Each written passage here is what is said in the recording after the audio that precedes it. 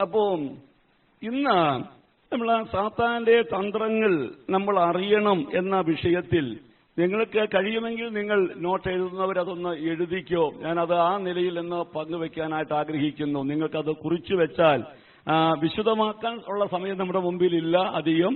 പറഞ്ഞുപോയ കാര്യങ്ങളുടെ നോട്ട് ഒരു ഓർഡറായിട്ട് നിങ്ങൾക്കൊന്ന് എഴുതിയെടുക്കാം. എഴുതിയെടുത്തിട്ട് നിങ്ങൾക്കത് വ്യക്തിപരമായിട്ട് ധ്യാനിക്കാം. ഓരോരുത്തർക്കും വ്യക്തിപരമായിട്ട് ധ്യാനിക്കാനായിട്ട് കഴിയും. എഫേസ്യ ലേഖനം 6-ാം അധ്യായത്തിന്റെ 10, 11, 12 വാക്യങ്ങൾ വായിക്കുമ്പോൾ അവിടെ നമ്മൾ വായിക്കുന്നത് ഒടുവിൽ കർത്താവിലും അവന്റെ അമിത ബലത്തിലും ശക്തിപ്പെടുവീൻ എന്നിട്ട് പറയുന്നു, പിശാചിന്റെ തന്ത്രങ്ങളോട് എതിർത്ത് നിൽപ്പാൻ കഴിയേണ്ടതിന് ദൈവത്തിന്റെ സർവായുധ വർഗം ധരിച്ചുകൊള്ളുവീൻ. വീണ്ടും പറയുന്നു, നമുക്ക് പോരാട്ടമുള്ളത് ജഡരക്തങ്ങളോടല്ല. അപ്പൊ സാത്താന്റെ തന്ത്രങ്ങളോട് നമ്മൾ എതിർത്ത് നിൽക്കണം.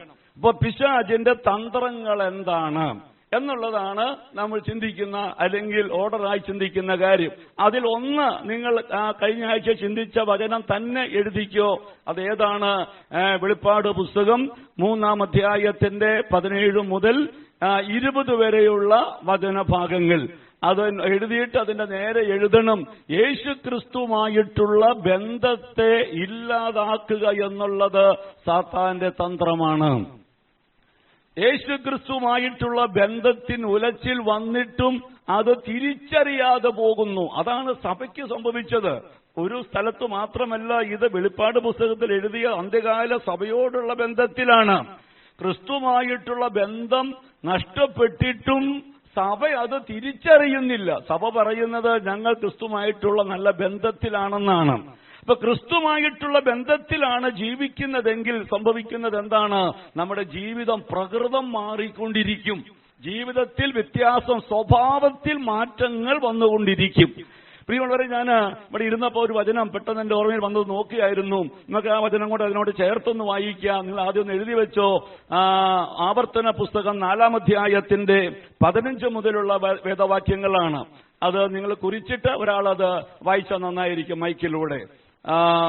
ആവർത്തന പുസ്തകം 4-ാം അധ്യായത്തിന്റെ 15 മുതലുള്ള വേദവാക്യങ്ങൾ.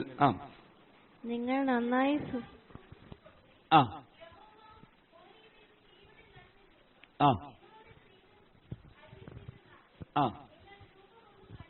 പിന്നെ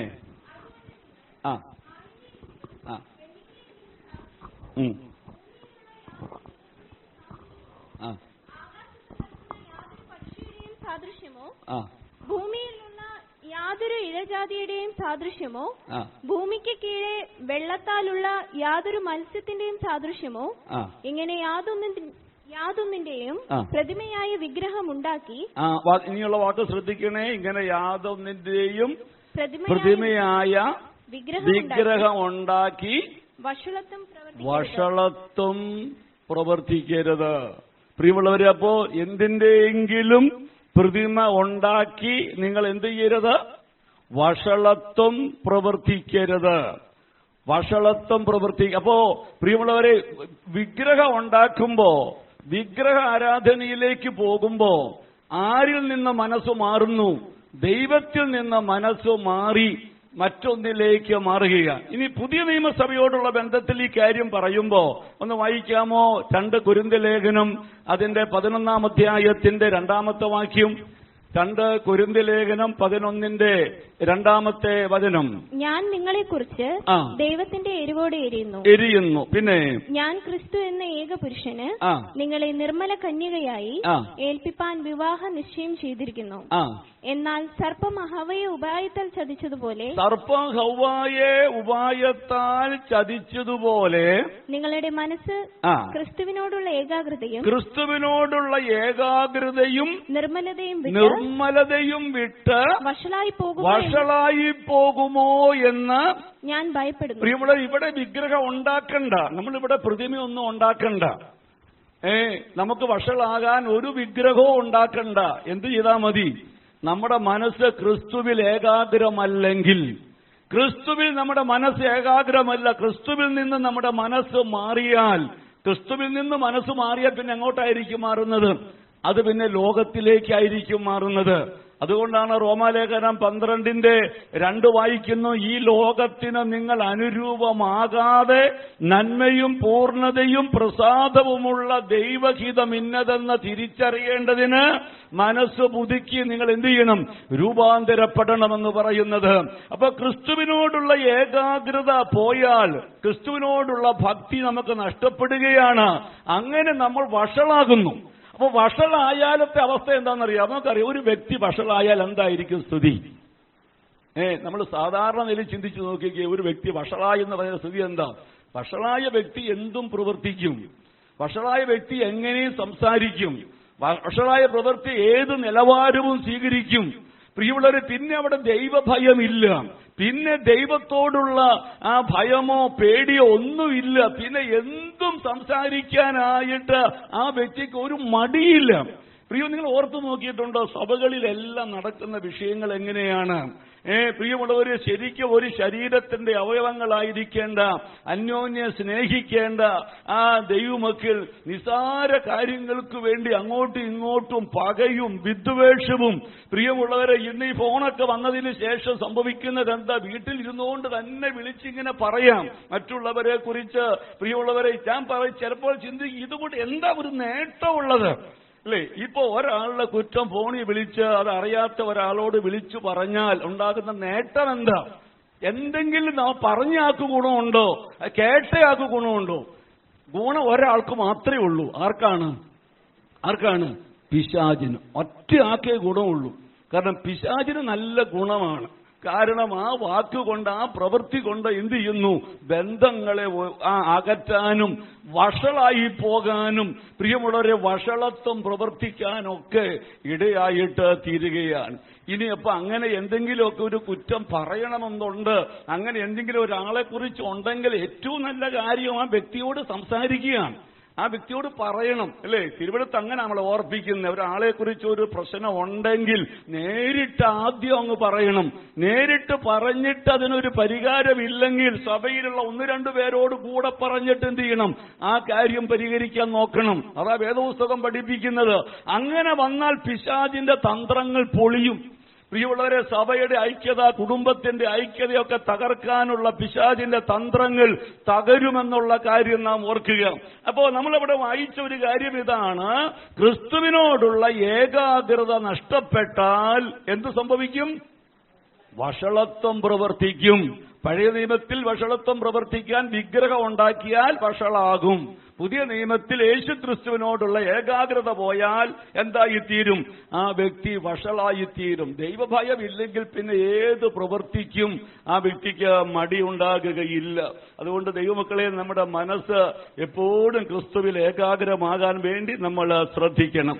ഇനി രണ്ടാമത് നമ്മൾ ഓർക്കുന്ന കാര്യം നിങ്ങളെ കുറിക്കുമ്പോൾ അത് കുറിച്ചോ, പിശാചിന്റെ തന്ത്രമെന്ന് പറയുന്നത് മനുഷ്യരെ ശത്രുക്കളാക്കി മാറ്റുന്നതാണ്.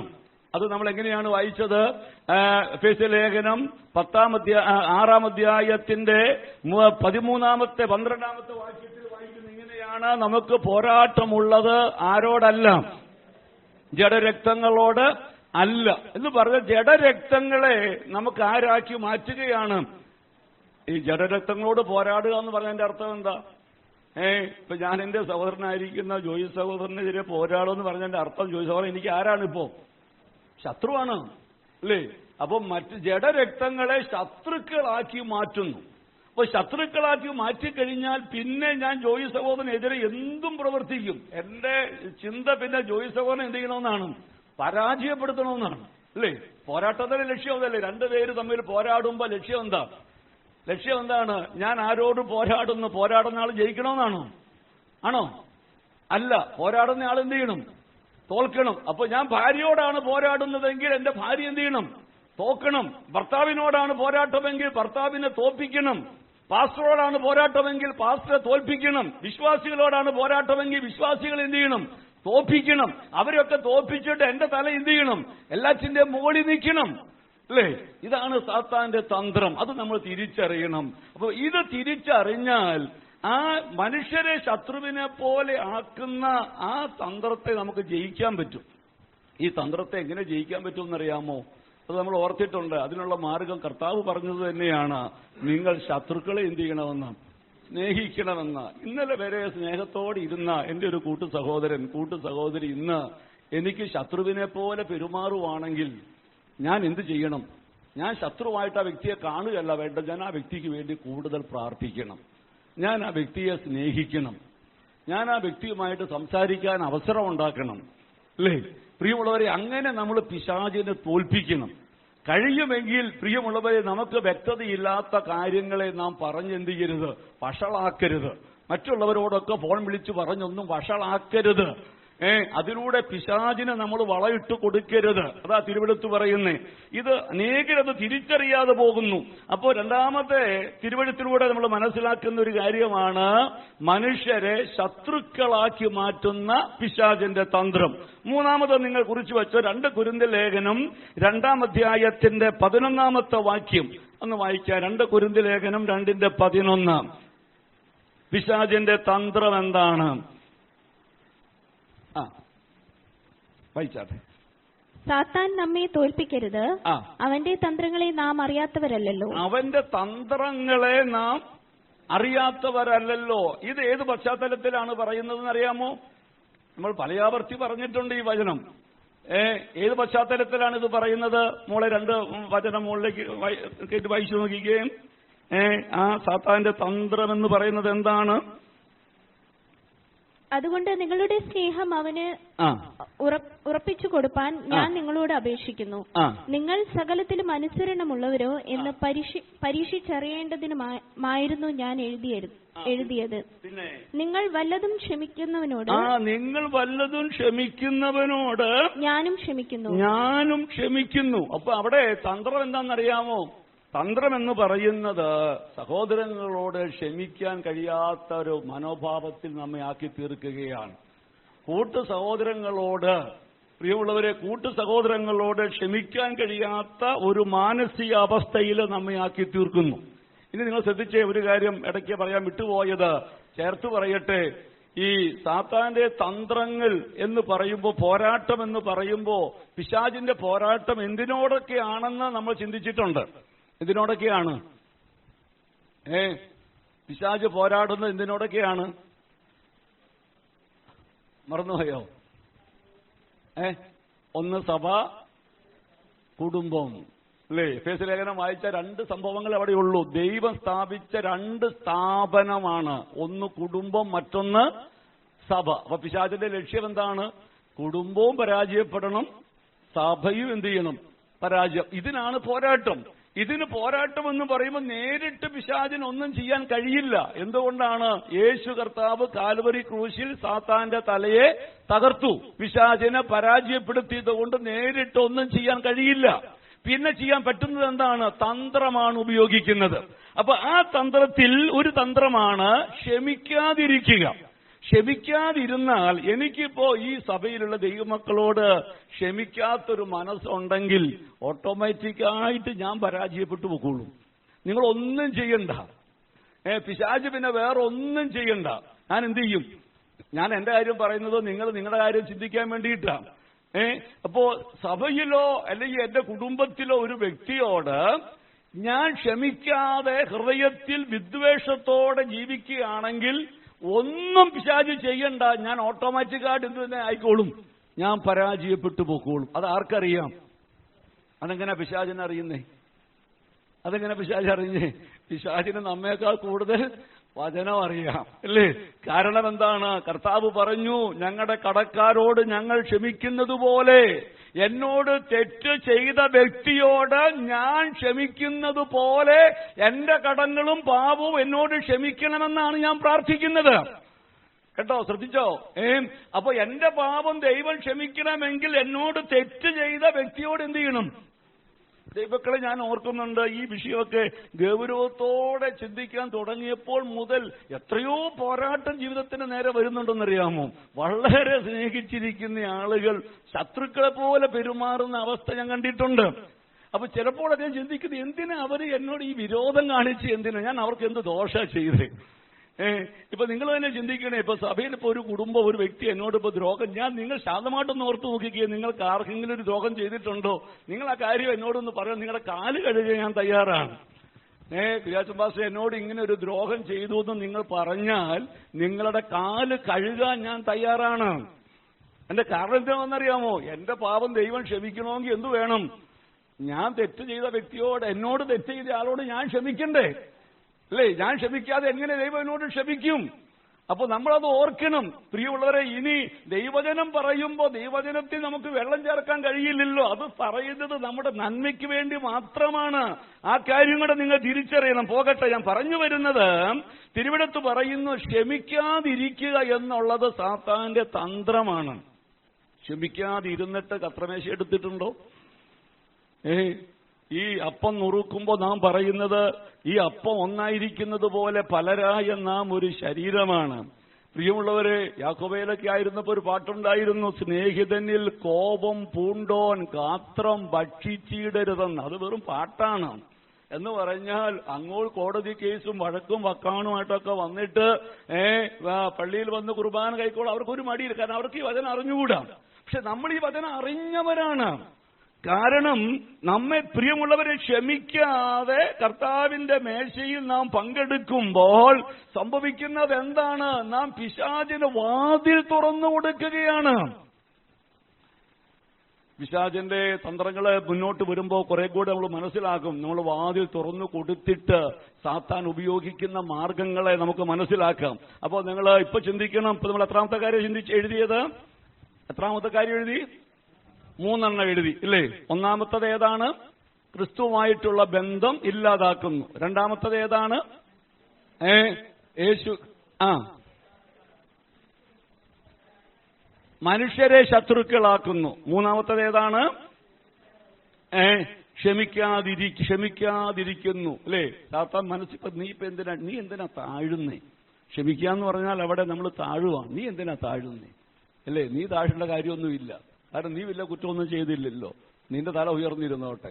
ഇതാ പറയുള്ളൂ. അല്ല, താഴണം, ക്ഷമിക്കണം. പോകട്ടെ. അടുത്തത് വെളിപ്പാട് പുസ്തകം 12-ാം അധ്യായത്തിന്റെ 10-ാമത്തെ വചനം. വെളിപ്പാട് പുസ്തകം 12-ാം അധ്യായത്തിന്റെ 10-ാമത്തെ വചനം.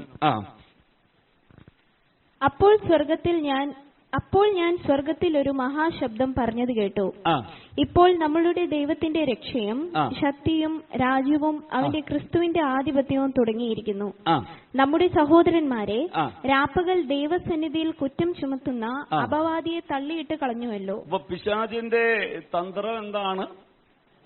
പിശാചിന്റെ തന്ത്രം എന്താണ്? നമ്മുടെ സഹോദരന്മാരെ ദൈവസന്നിധി രാപ്പകൽ എന്ത് ചെയ്യുന്നു? കുറ്റം പറയുന്ന അപവാദി. അപ്പൊ പിശാച് ആരാണ്? അപവാദിയാണ്. അപവാദം പറയുക, അപവാദം പറഞ്ഞുകൊണ്ട് നടക്കുക.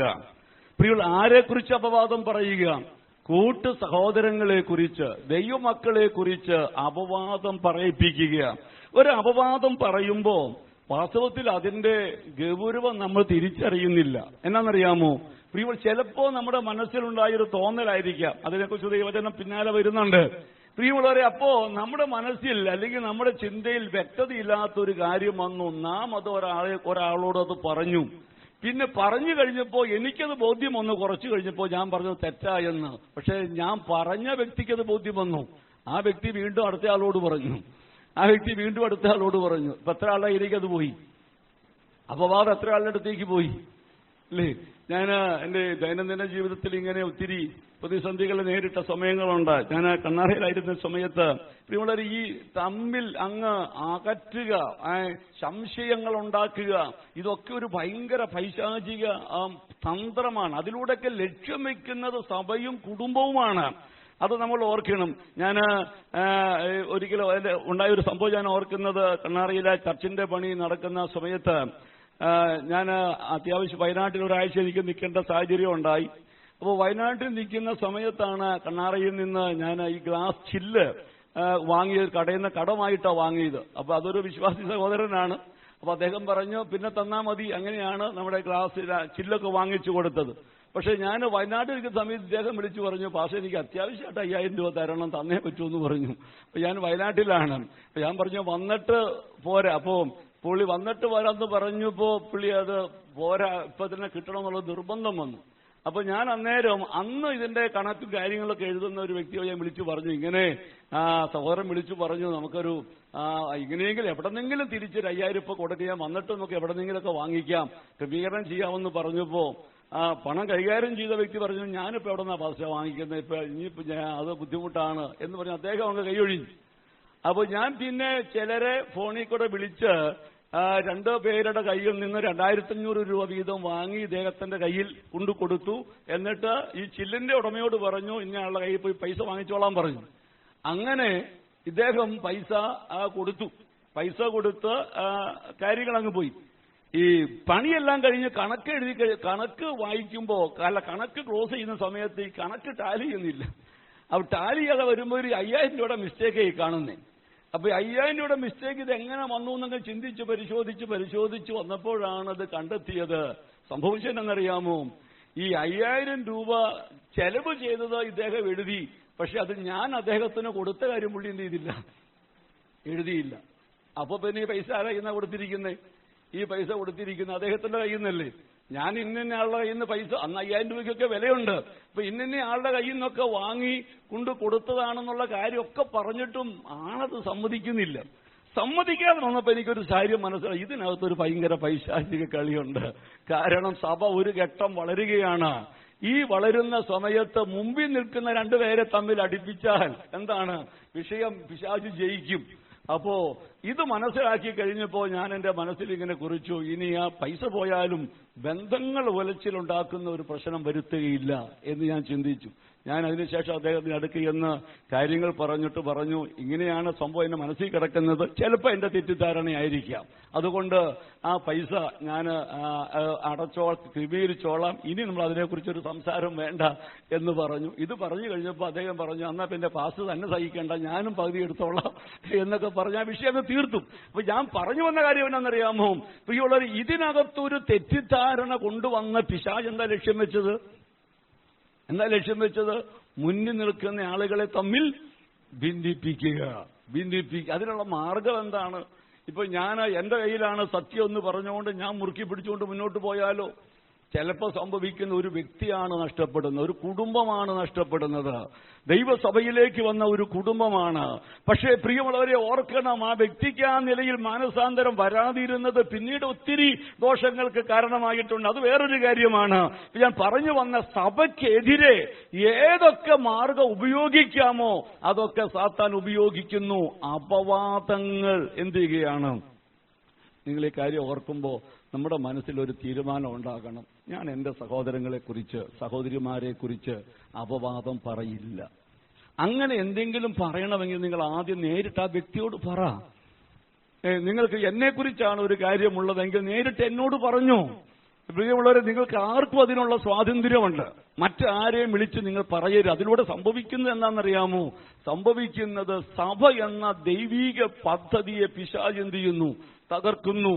ഒരു കുടുംബത്തിലെ ഒരു വ്യക്തിയെക്കുറിച്ചാണത് പറയുന്ന. കുടുംബം എന്ന ദൈവീക ആ സ്വപ്ന പദ്ധതിയെ പിശാച് തകർക്കുന്നു. അതുകൊണ്ട് അപവാദം പ്രചരിപ്പിക്കുക പിശാചിന്റെ തന്ത്രമാണ് എന്നുള്ളത് നാം മനസ്സിലാക്കണം. പ്രിയമുള്ളവരെ, 4ാമത് ഒരു കാര്യം നാം കുറിച്ചു വെക്കേണ്ടത് ഗലാത്യലേഖനം 5-ാം അധ്യായത്തിന്റെ 25-26 വാക്യങ്ങളാണ്. ഗലാത്യലേഖനം 5-ാം അധ്യായത്തിന്റെ 25-ഉം 26-ഉം വാക്യങ്ങൾ. ആത്മാവിൽ നാം ജീവിക്കുന്നുവെങ്കിൽ ആത്മാവിനെ അനുസരിച്ച് നടക്കുകയും ചെയ്യുക. നാം അന്യോന്യം പോരിനും വിളിച്ചും അന്യോന്യം അസൂയപ്പെട്ടും കൊണ്ട് വൃദ്ധാഭിമാനികൾ ആകരുത്. നാം അന്യോന്യം പോരിന് വിളിച്ചും അന്യോന്യം അസൂയപ്പെട്ടും കൊണ്ട് എന്താകരുത്? വൃദ്ധാഭിമാനികളാകരുത്. അപ്പോ സാത്താൻ ഉപയോഗിക്കുന്ന ഒരു മാർഗമാണ് അന്യോന്യം അസൂയപ്പെടുക എന്നുള്ളത്. ശ്രദ്ധിച്ചേ, പോരിന് വിളിക്കുക എന്നുള്ളത് അധികം ചിലപ്പോൾ കുറവായിരിക്കും. പക്ഷെ അസൂയ എന്ന് പറയുന്ന കാര്യം ശരിക്കും എന്തുണ്ട് ഉണ്ടാകുന്നു, നമ്മൾ അറിയുന്നില്ല. ഈ പറയുന്ന പ്രസംഗിക്കുന്ന എന്റെ ഉള്ളിലും വരും. പ്രിയമുള്ള മനുഷ്യനാണോ? നമ്മുടെ ഉള്ളിൽ എന്തു വരും? അസൂയ വരും. എപ്പോഴാ അസൂയ വരുന്നത്? മറ്റൊരാളുടെ ചെറിയൊരു ഉയർച്ച കാണുമ്പോഴാണ്. മറ്റൊരാളുടെ ഉയർച്ച കാണുമ്പോൾ നമ്മുടെ ഉള്ളിൽ തോന്നുന്ന ആ കിരികിരിപ്പിന്റെ പേരാണ് ഈ അസൂയെന്ന്. അല്ലേ? അസൂയ കൊണ്ട് തകർന്നു പോയൊരു രാജാവിന്റെ കാര്യം വേദപുസ്തകത്തിലുണ്ട്. ആരാത്? അസൂയ കൊണ്ട് തകർന്നു പോയൊരു രാജാവ് ശൗല്, അല്ലേ? ശൗൽ രാജാവ്. അസൂയക്ക് കാരണം എന്താണ്? കുറച്ച് പെണ്ണുങ്ങള് പറഞ്ഞു ദാവീദ് ശൗൽ 1000 കൊന്നു, ദാവീദോ ഒരാവശ്യമുള്ള കാര്യമല്ല. അത് ഈ ശൗല് കേൾക്കെ പറയേണ്ട ഒരു കാര്യമില്ലായിരുന്നു. ഇനി അങ്ങനെ പറയണമെങ്കിൽ വേറെ എവിടെയെങ്കിലും പോയി പറഞ്ഞാൽ മതിയായിരുന്നു, ഇല്ലേ? അപ്പോ വെറുതെ അങ്ങ് പറഞ്ഞു. ഇത് കേട്ടപ്പോ മുതൽ ശൗലിന്റെ ഉള്ളിൽ എന്തായി? എനിക്ക് 1000 തന്നുള്ളൂ, ദാവീദിന് എന്ത് ചെയ്തു? 10,000 കൊടുത്തു. ശൗലിന്റെ ഉള്ളിൽ അസൂയ വളരാൻ തുടങ്ങി. അസൂയ വളരാൻ തുടങ്ങിയപ്പോ സംഭവിച്ചതെന്നറിയാവോ? പിന്നെ ദാവീദിനെ എന്ത് ചെയ്യണം? ഇത് പാടിയ പെണ്ണുങ്ങളെ വക വരുത്താൻ തോന്നിയില്ല. അല്ല, ശരിക്കും പറഞ്ഞാൽ അതല്ല, അവരല്ലേ ഈ ഗുരുത്തക്കേട് കാണിച്ചേ, അല്ലേ? ഈ വേണ്ടാത്ത കാര്യം ചെയ്തപ്പോ ആരാ? ദാവീദ് ഒന്നും അറിഞ്ഞു? അല്ല, ചിന്തിച്ചു നോക്കിക്കേ, ദാവീദ് എന്താ അറിഞ്ഞു? എന്തെങ്കിലും ചെയ്തു? ഒന്നും ചെയ്തില്ല. ആരാ ഈ ഗുരുത്തക്കേടുണ്ടാക്കി? ഈ സഹോദരിമാരാ. എന്നാ ശരി, എന്നെ പുകഴ്ത്താതെ നിങ്ങൾ ദാവീദിനെ പുകഴ്ത്തിയല്ലേ? നിങ്ങൾ ഓരോണത്തിനെ വെച്ചേക്കായിരുന്നല്ലേ പറയണ്ടേ ന്യായമായിട്ടും? ശൗലിന് അവരോടൊന്നും എന്തില്ല, വിരോധമല്ല. വിരോധം ആരോടാണ്? ദാവീദിനോട്. കാരണം എന്താണ്? എനിക്ക് കിട്ടേണ്ട മഹത്വം മറ്റാരോ കവർന്നെടുക്കുന്നു, മറ്റാരിലേക്കോ പോകുന്നു. അതിന്റെ കാരണം മറ്റാരും ദാവീദാണ്. അവനെ ഇല്ലാതാക്കണം. പിന്നെ ശൗലിന്റെ ഓട്ടം മുഴുവൻ ആരെ ഇല്ലാതാക്കാനാണ്? അല്ലേ? അസൂയ. പ്രിയമുള്ളവരെ, കൂട്ടു സഹോദരങ്ങൾക്ക് ഒരു ഉയർച്ച ഉണ്ടാകുമ്പോ, നന്മയുണ്ടാകുമ്പോ, മറ്റുള്ളവർ നന്മ പറയുമ്പോ, ഈ അസൂയ ജയിക്കാൻ മാർഗം ഒന്നേ ഉള്ളൂ കേട്ടോ. സ്തോത്രം ചെയ്യുക എന്നുള്ളത് മാത്രമാണ് മാർഗം. സ്തോത്രം ചെയ്യുക. കർത്താവേ, നീ ഒരു നന്മ കൊടുത്തല്ലോ കർത്താവേ, നീ ആ കുടുംബത്തെ സഹായിച്ചല്ലോ കർത്താവേ, നീ അവർക്കൊരു ഉയർച്ച നൽകുന്നല്ലോ. ആ സഹോദരൻ, ആ സഹോദരിക്ക് ദൈവമക്കളെ സ്തോത്രം ചെയ്യണം. വേദപുസ്തകം അങ്ങനെ തന്നെയാണ് നമ്മെ പഠിപ്പിക്കുന്നത്. എപ്പോഴും സന്തോഷിപ്പീൻ, ഇടപെടാതെ പ്രാർത്ഥിപ്പീൻ, എല്ലാറ്റിനും എന്ത് ചെയ്യണമെന്ന്? എല്ലാറ്റിനും സ്തോത്രം ചെയ്യണം. എല്ലാറ്റിനും സ്തോത്രം ചെയ്യണമെന്ന് പറയുമ്പോ ആ നന്മ എനിക്ക് ആരോട് അസൂയ തോന്നിയോ, അതിന്റെ കാരണം എന്തായിരിക്കുന്നുവോ ആ വിഷയം ദൈവത്തോട് പറഞ്ഞ്, കർത്താവേ, ആ സഹോദരൻ, ആ സഹോദരിക്ക് നീ കൊടുത്ത നന്മയ്ക്കായി സ്തോത്രം, സ്തോത്രമെന്ന് നാം ആവർത്തിച്ചു പറയുമ്പോ അസൂയ കൊണ്ടുവന്ന പിശാച് വിട്ടുപോകും, അല്ലേ? പിന്നെ ഒറ്റയ്ക്ക് ഇരിക്കുമ്പോഴാണ് പിന്നെയും എന്ത് ചെയ്യുന്നത്? ഈ അസൂയ ശത്രു കൊണ്ടുവരുന്നത്. അത് പിശാചിന്റെ ഒരു വലിയ തന്ത്രമാണ് എന്ന് നമുക്ക് മനസ്സിലാക്കാനായിട്ട് കഴിയുന്നു. പ്രിയമുള്ളവരെ, അടുത്ത് 6ാമത്തെ ഒരു കാര്യം നിങ്ങൾ അത് എഴുതിയ മതി, ഞങ്ങൾ വിശദീകരിക്കുന്നില്ല. 2 കൊരിന്ത്യർ ലേഖനം 11:2 മുതൽ 4 വരെ നമ്മൾ വായിച്ചിട്ടുണ്ട്. മറ്റൊരു യേശു, മറ്റൊരു സുവിശേഷം, മറ്റൊരു ആത്മാവ്. അതൊരു പിശാചിന്റെ വലിയ തന്ത്രമാണ്. നമുക്കത് പിന്നീട് വേണമെങ്കിൽ ഒരിക്കൽ അത് ഒന്നുകൂടെ വിശദീകരിക്കാം. ഇപ്പൊ എത്ര കാര്യം എഴുതി? 5 ആയോളോ? 6 അപ്പൊ വിട്ടുപോയത് ഏതാണ്? 6 എഴുതിയതെന്ന് ഉറക്കെ പറഞ്ഞേ, ഓരോന്നൊന്ന് പറഞ്ഞേ. അല്ല, 1 മുതൽ 1 പറഞ്ഞേ. ആ ആ ആ ആ ആ അന്യോന്യം പോരിന് വിളിക്കുന്നു മാത്രമല്ല, അസൂയാണ് മെയിൻ വിഷയം, അല്ലേ? പോരിന് വിളിച്ചും അസൂയപ്പെട്ടും വൃഥാഭിമാനികളാകുന്നു. അടുത്തത് എന്താണ്? മറ്റൊരു യേശു, മറ്റൊരാത്മാവ്. യേശുവിന് പകരമുള്ള യേശുവിനെ പിശാച് അവതരിപ്പിക്കുന്നു. എന്നിട്ട് യഥാർത്ഥ യേശുവിനെ ജനം അറിയാതെ പോകുന്നു. ഇനി അടുത്ത് എഴുതിക്കോ. ഇയ്യോബ് വളരെ ഗൗരവമുള്ളതാണ്. ഇത് നമുക്ക് വിശദീകരിക്കേണ്ട കാര്യമാണ്. നിങ്ങൾ കുറിച്ചു വെച്ചോ, പിന്നെ നമുക്ക് എപ്പോഴെങ്കിലും വിശദീകരിക്കാം. ഇയ്യോബിന്റെ പുസ്തകം 2:5, 6, 7, 8 വാക്യങ്ങളൊന്ന് വായിക്കാമോ? നിന്റെ കൈ നീട്ടി അവന്റെ അസ്ഥിയും മാംസവും ഒന്ന് തൊടുക, അവൻ നിന്നെ മുഖത്തു നോക്കി ത്യജിച്ചു പറയുമെന്ന് ഉത്തരം പറഞ്ഞു. യഹോവ സാത്താനോട്, ഇതാ അവൻ നിന്റെ കൈയിൽ ഇരിക്കുന്നു, അവന്റെ പ്രാണനെ മാത്രം തൊടരുത് എന്ന് കൽപ്പിച്ചു. അങ്ങനെ സാത്താൻ യഹോവയുടെ സന്നിധി വിട്ട് പുറപ്പെട്ട് ഇയ്യോബിന്റെ ഉള്ളങ്കാൽ മുതൽ നെറുകെ വരെ വല്ലാത്ത പരുക്കളാൽ ബാധിച്ചു. അവൻ ഒരു ഓട്ടിൻ കഷ്ണം എടുത്ത് തന്നെത്താൻ ചുരണ്ടിക്കൊണ്ട് ചാരത്തിലിരുന്നു. അവന്റെ ഭാര്യ അവനോട്, നീ ഇനിയും നിന്റെ ഭക്തി മുറുകെ പിടിച്ചുകൊണ്ടിരിക്കുന്നുവോ? അതിന്റെ 1-ാം അധ്യായത്തിന്റെ 9-ാമത്തെ വാക്യം, അതൊന്ന് 1:9. അതിന് സാത്താൻ യഹോവയോട്, വെറുതെയോ ഇയ്യോബ് ദൈവഭക്തനായിരിക്കുന്നത്? നീ അവനും അവന്റെ വീട്ടിനും അവനുള്ള സകലത്തിനും ചുറ്റും വേലി കെട്ടിയിട്ടില്ലയോ? നീ അവന്റെ പ്രവൃത്തിയെ അനുഗ്രഹിച്ചിരിക്കുന്നു. അവന്റെ മൃഗസമ്പത്ത് ദേശത്ത് പെരുകിയിരിക്കുന്നു. തൃക്കൈ നീട്ടി അവനുള്ളതൊക്കെയും ഒന്ന് തൊടുക. അവൻ നിന്നെ മുഖത്ത് നോക്കി ത്യജിച്ചു പറയുമെന്ന് ഉത്തരം പറഞ്ഞു. പ്രിയമുള്ളവരെ, ഇവിടെ പിശാചിന്റെ മറ്റൊരു തന്ത്രം എന്നാണെന്നറിയാമോ? വെറുതെയോ ഇയ്യോബ് ദൈവഭക്തനായിരിക്കുന്നത്? ദൈവത്തെ സേവിക്കുന്നതിന്റെ അടിസ്ഥാനം ദൈവത്തിൽ നിന്ന് ലഭിച്ച ഭൗതിക നന്മകളാണെന്ന് തെറ്റിദ്ധരിപ്പിക്കുന്നു. ഇവിടെ എന്താ സാത്താൻ ദൈവത്തോട് പറയുന്നത്? നീ അവനുള്ളതിനൊക്കെ വേലി കെട്ടി സൂക്ഷിച്ചേക്കുവാണ്. അപ്പോ അവൻ എന്തെങ്കിലും നഷ്ടപ്പെട്ട, ആരോഗ്യമോ സമ്പത്തോ വസ്തുവക നഷ്ടപ്പെട്ടാൽ അവൻ എന്ത് ചെയ്യും? അപ്പോ നിന്നോടുള്ള സ്നേഹവും ഭക്തിയൊന്നും അല്ല അവൻ സേവിക്കാൻ കാരണം, അവന് കിട്ടിയ ഭൗതിക നന്മയാണ്. അപ്പൊ പ്രിയ, ഇതൊരു വലിയ തന്ത്രമാണ്. അനേകം ആളുകളും ദൈവത്തെ സേവിക്കുന്നത് ദൈവത്തിൽ നിന്ന് ലഭിക്കുന്ന നന്മ കണ്ടുകൊണ്ടാണ്. പക്ഷെ എങ്ങനെയാ ദൈവത്തെ സേവിക്കേണ്ടത്? ഇയ്യോബ് ദൈവത്തെ സേവിച്ചത് നന്മ കണ്ടുകൊണ്ടാണോ?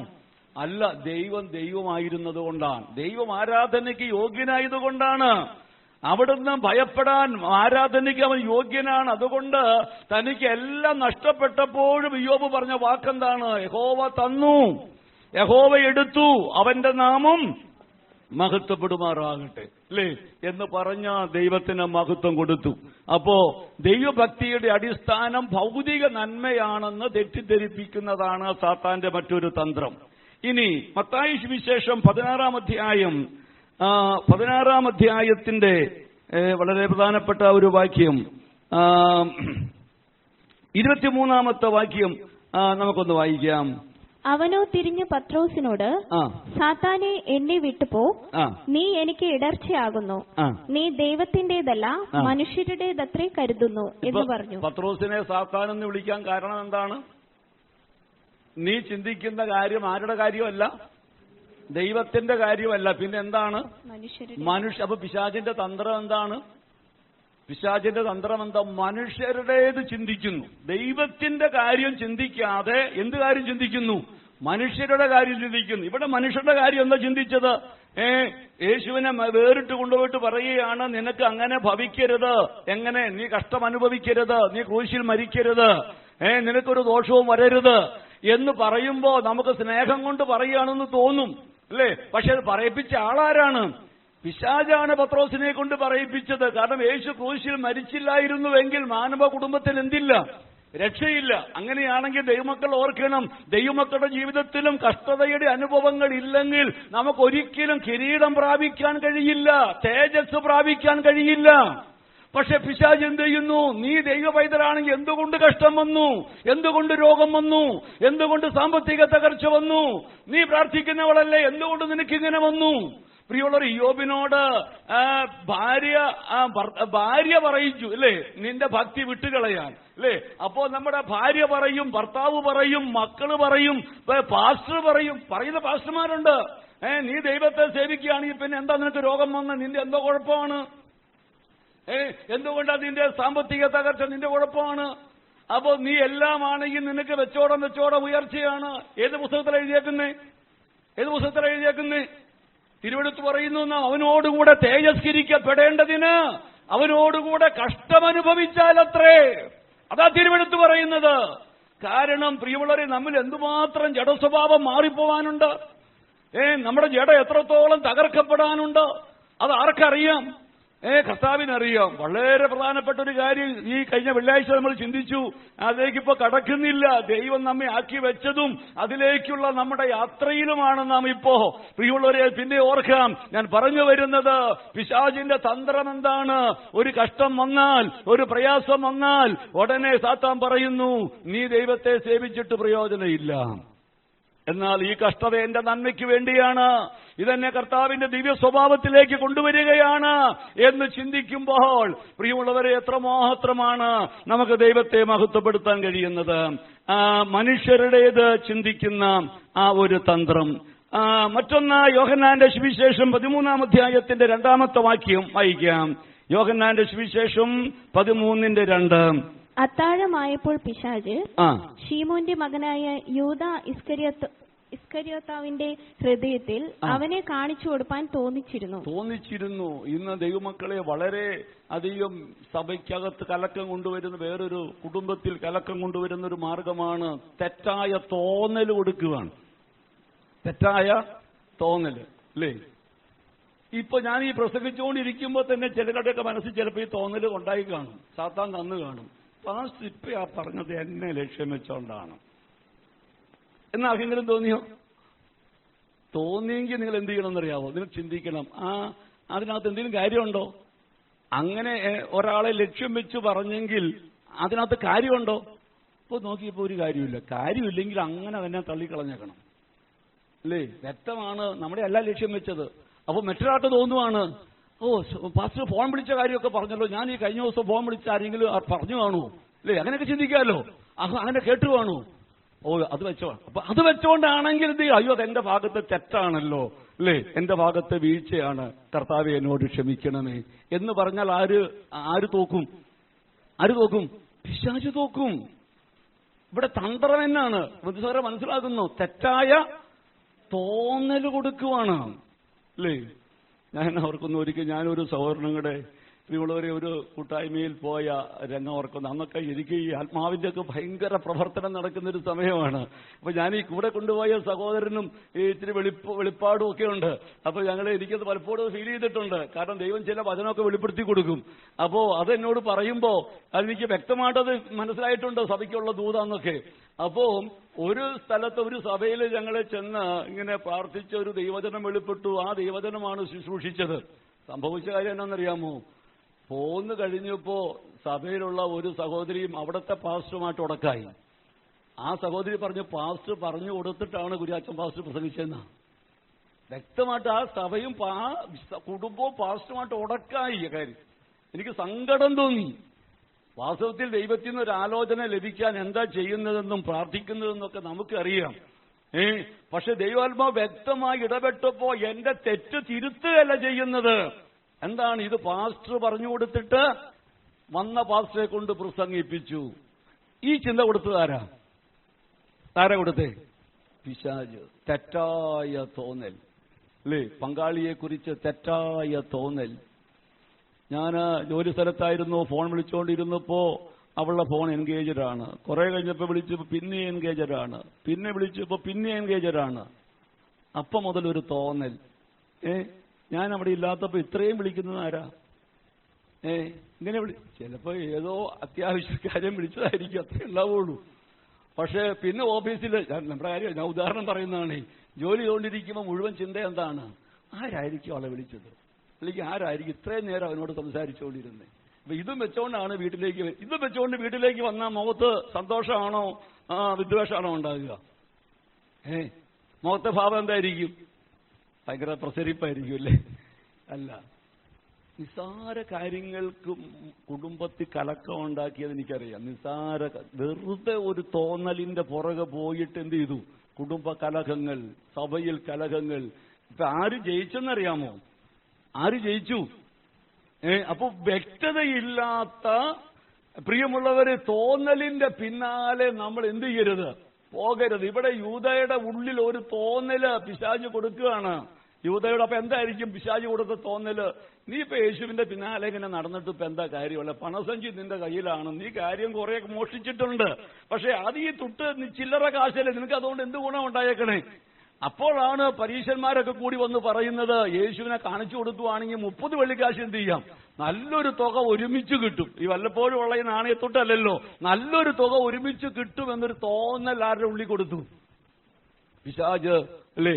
പണം ഉണ്ടാക്കാൻ ഒരു എളുപ്പമാർഗം യൂദയുടെ ഉള്ളത്തിൽ കൊടുത്തു. അപ്പോ ഈ ഉള്ളത്തിൽ കൊടുത്തപ്പോ യൂദ പറഞ്ഞു കാണും, ഇല്ല ഒരിക്കലും ഇല്ല, പിശാചെ ഒരിക്കലും ഇല്ല, ഞാൻ ഒരിക്കലും എന്റെ ഗുരുവിനെ ഒറ്റ കൊടുക്കില്ല എന്നൊക്കെ ചിലപ്പോൾ മിക്കവാറും പറയാൻ സാധ്യതയുണ്ട് യൂദ അല്ലേ? കാരണം അങ്ങനെ അങ്ങ് ചാടി ഒറ്റ കൊടുക്കുകയൊന്നുമില്ല. അപ്പൊ പിശാച് പറഞ്ഞു കാണും, മണ്ട, നിനക്ക് യേശുവിനെ അറിഞ്ഞുകൂടെ? യേശു ആരാ? പടയാളികൾ പിടിക്കാൻ വരുമ്പോ പിടികൊടുക്കുന്നവനാണോ യേശു? അവൻ രാജാവായതുകൊണ്ട് അവൻ എന്ത് ചെയ്തോളും? അവൻ രക്ഷപ്പെട്ടോളും. നിനക്ക് 30 വെള്ളിക്കാശും പോക്കറ്റിൽ വീഴും. അപ്പൊ നിന്റെ കാര്യവും നടക്കും, പിന്നെന്താണ്? യേശു രക്ഷപ്പെടുകയും ചെയ്തോളും. പിശാച് തന്ത്രപരമായിട്ടായിരിക്കും പിശാച് ഉള്ളിൽ കൊടുത്തത് അല്ലേ? എത്ര ലാഘവത്തോടെയാണ് പ്രിയമുള്ള. നിങ്ങൾ പിന്നീട് ഓർത്ത് നോക്കിക്കേ, ശരിക്കും വേറൊരു ചിന്തയിലാണ് ഈ യൂദ ഒറ്റിക്കൊടുത്തതെങ്കിൽ തൂങ്ങിച്ചാവാൻ പോകേണ്ട കാര്യമൊന്നുമില്ലായിരുന്നു. പുള്ളി ഓർത്ത രക്ഷപ്പെടുമെന്ന. പക്ഷെ രക്ഷപ്പെട്ടോ? രക്ഷപ്പെട്ടില്ല. പുള്ളി അന്വേഷിച്ചു വന്നു കഴിഞ്ഞപ്പോ കണ്ടെന്നാ യേശു പിടിക്കപ്പെട്ടു, യേശു ക്രൂശിക്കപ്പെട്ട കാര്യമാണ് കാണുന്നേ. ഉടനെ എന്ത് ചെയ്തു? കുറ്റബോധം കൊണ്ട് ആ വെള്ളിക്കാശ് മന്ദിരത്തിലേക്ക് വലിച്ചെറിഞ്ഞിട്ട് ഓടിപ്പോയി കെട്ടിയാന്ന് ഒരു തോന്നൽ എവിടെ കൊണ്ടെത്തിച്ചു? ഒരു തോന്നൽ എവിടെ കൊണ്ടെത്തിച്ചു? ഒരു മാറ് കയറി. എത്ര കുടുംബങ്ങൾ, എത്ര വ്യക്തികൾ ആത്മഹത്യയിലേക്ക് പോയതിന്റെ പിന്നിൽ എന്താണ്? ഒരു തോന്നലാ. പിശാച് കൊടുത്ത ഒരു തോന്നലാണ്, തെറ്റായ ഒരു തോന്നൽ അല്ലേ?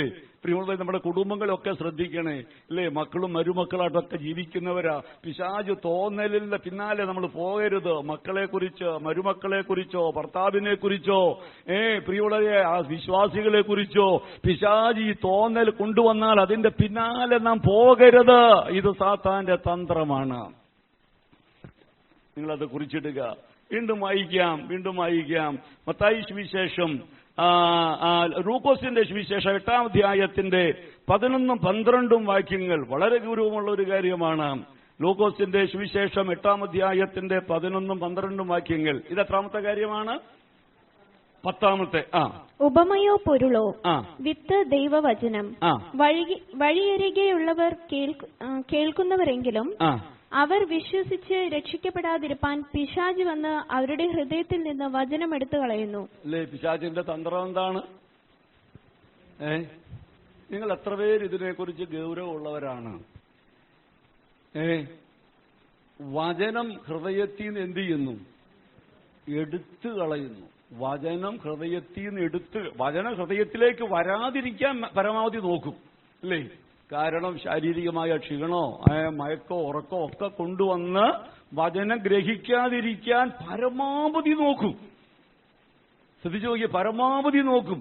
ഇനി അതിനൊക്കെ അതിജീവിച്ച് വചനം കേൾക്കുവാണെങ്കിലോ ആ വചനം ഗ്രഹിക്കാതിരിക്കാൻ പിശാച് വന്ന് അതെന്ത് ചെയ്യുന്നു? അത് എടുത്തു കളയുന്നു. ആരാ ഇത് പറഞ്ഞേ? ഞാനാണോ പറഞ്ഞേ? പിയാച്ചൻ പാസ്റ്റർ ആണോ പറഞ്ഞേ? അല്ലേ? പിശാചിന്റെ തന്ത്രങ്ങളെ നിങ്ങൾ തിരിച്ചറിയുക. ദൈവമക്കളെ, ഞാൻ ദിവസങ്ങളിൽ ഓർക്കുന്നു, ദൈവവചന ശുശ്രൂഷയുടെ ഗൗരവം എത്ര വലുതാണെന്നറിയാമോ? ഫലമുള്ള ജീവിതം ഒരു വ്യക്തിക്ക് ഉണ്ടാകണമെങ്കിൽ വചനം ഹൃദയത്തിൽ ഉണ്ടായേ പറ്റുകയുള്ളൂ. വചനം ഗ്രഹിക്കാത്ത, വചനം യഥാർത്ഥമായി വായിക്കാതെ, വചനം മനസ്സിലാക്കാതെ, വചനത്തോട് പ്രിയമില്ലാതെ ഒരു വ്യക്തിക്കും ആത്മീയമായി വളരാൻ പറ്റത്തില്ല. ഞാൻ കഴിഞ്ഞ ദിവസം ഇങ്ങനെ നമ്മൾ കത്രമേശയിലേക്കും കൂടെ വരുവാണല്ലോ, പൗലോസ് അപ്പോസ്തലന്റെ ഒരു പ്രസംഗത്തിന്റെ കാര്യം ഇങ്ങനെ ഓർത്തു. ഏത് ഭാഗത്താണ്?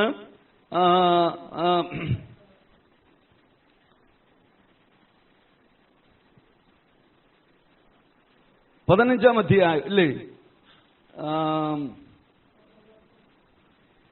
ഒരു മിനിറ്റ്. 20-ാം അപ്പോസ്തലപ്രവൃത്തി 20-ാം അധ്യായം, 20-ാം അധ്യായത്തിന്റെ 7 മുതലുള്ള വാക്യം ഒന്ന് വായിക്കാമോ?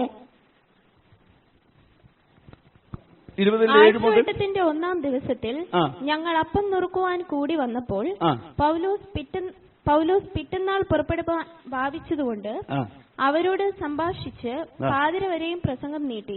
പ്രസംഗം എത്ര വരെ നീട്ടി? പാതിര വരെ. ഇന്നാണെങ്കിൽ എന്ത് സംഭവിക്കുമായിരുന്നു? പൗലോസിന് ഒരു സ്ഥലകാല ബോധവും ഇല്ലേ? പ്രസംഗം ഏത് സമയം വരെ നീട്ടിയെന്ന്? നീട്ടാൻ കാരണം എന്നാണെന്നറിയാമോ? പിറ്റേ ദിവസം പോവാണ്. ഇനി എന്നിവരെ കിട്ടുമെന്ന് അറിഞ്ഞുകൂടാ. ദൈവമക്കളെ ഓർത്തെ, എന്തുകൊണ്ടായി പ്രസംഗിക്കുന്നേ? മിണ്ടാതിരുന്നുകൂടെ? മിണ്ടാതിരിക്കാം അല്ലേ? ഒരു അരമണിക്കൂറൊക്കെ പ്രസംഗിച്ച് സ്വസ്ഥമായിട്ടിരിക്കാം. ശരീരത്തിന് വളരെ ക്ഷീണം, വലിയ ബുദ്ധിമുട്ടൊന്നും ഉണ്ടാവൂല. മണിക്കൂറിൽ നിന്ന് സംസാരിക്കും, അതിന്റെ ക്ഷീണമൊക്കെ ശരിക്കും ശരീരത്തിലുണ്ട്. മിണ്ടാതിരിക്കാം. എന്തുകൊണ്ടാ പറയുന്നേ? ഈ ദൈവവചനം അകത്ത് കയറാതെ വ്യക്തികൾക്ക് ജീവിതത്തിൽ രൂപാന്തരം വരില്ല. പൗലോസ് എന്തിനാ ഈ കഷ്ടപ്പെട്ടത്? പ്രിയമുള്ളവരെ ഓർക്കുക, അപ്പം നുറുക്കാൻ കൂടി വന്നത് എന്തിനു വേണ്ടിയാണ്? എന്തിനു വേണ്ടിയാണ്? അപ്പം നുറുക്കാൻ. അപ്പം നുറുക്കിയ പരിപാടി കഴിച്ചങ്ങ് പോയാ പോരെന്നേ ചോദിക്കുന്നേ.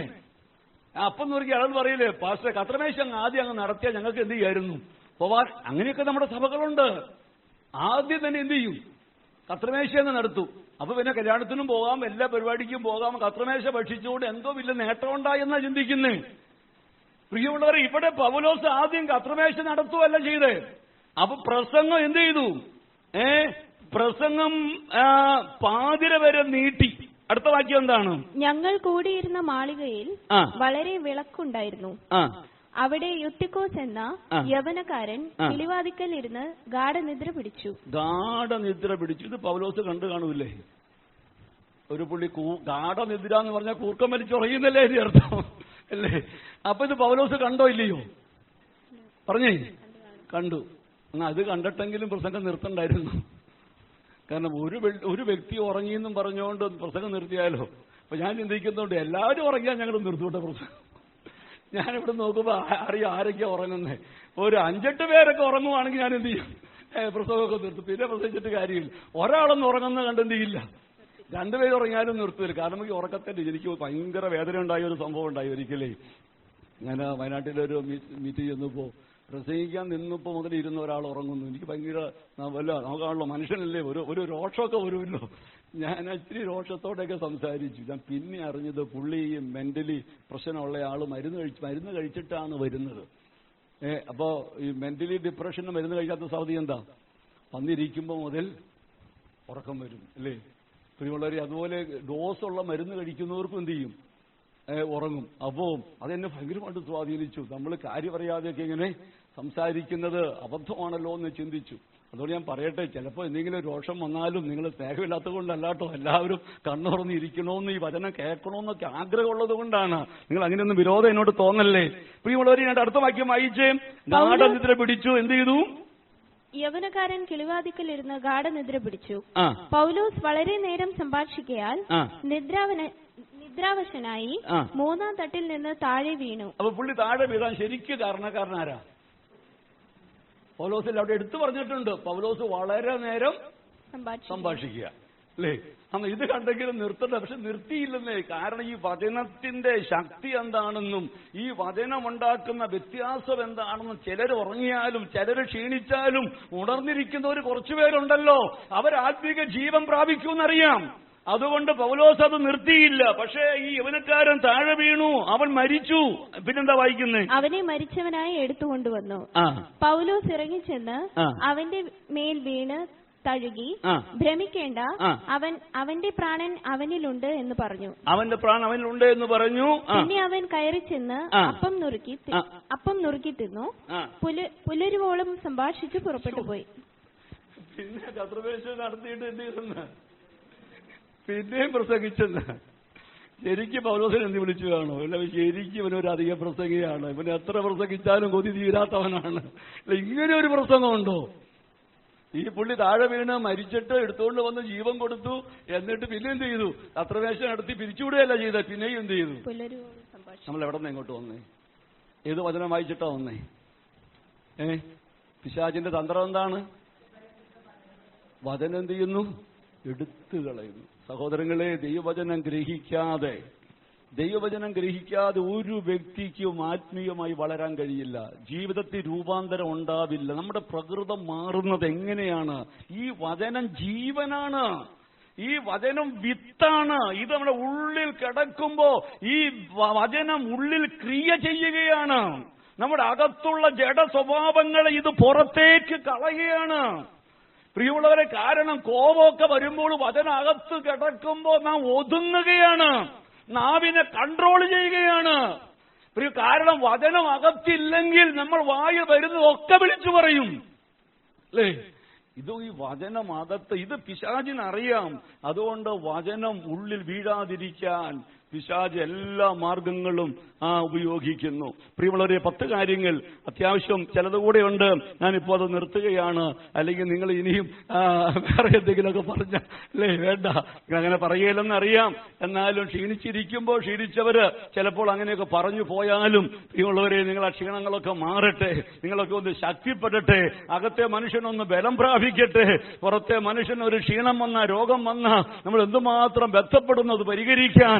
അകത്തെ മനുഷ്യൻ ക്ഷീണിച്ചു പോകുന്ന അവസ്ഥ കണ്ടിട്ട് ദൈവമക്കളെ, നമുക്ക് ദൈവസന്നിധിയിൽ നമ്മെ തന്നെ വിധേയപ്പെടുത്താൻ. കർത്താവേ, എന്റെ അകത്തെ മനുഷ്യനൊന്ന് ബലം പ്രാപിക്കാൻ പിശാചിനോട് എതിർത്ത് നിൽക്കാൻ കണ്ണുകളടയ്ക്കാൻ ദൈവമക്കളെ നമുക്ക് പ്രാർത്ഥിക്കാം. കർത്താവിന്റെ മേശയിലേക്ക് കൂടെ നമ്മൾ അടുത്തു വരികയാണ്. ഹല്ലേലൂയ. ഉച്ച കഴിഞ്ഞ് ഭവനയോഗമുണ്ട്. പ്രിയമുള്ളവരെ, ദൈവജനം ഇനി കേൾക്കാൻ അവസരങ്ങളുണ്ട്.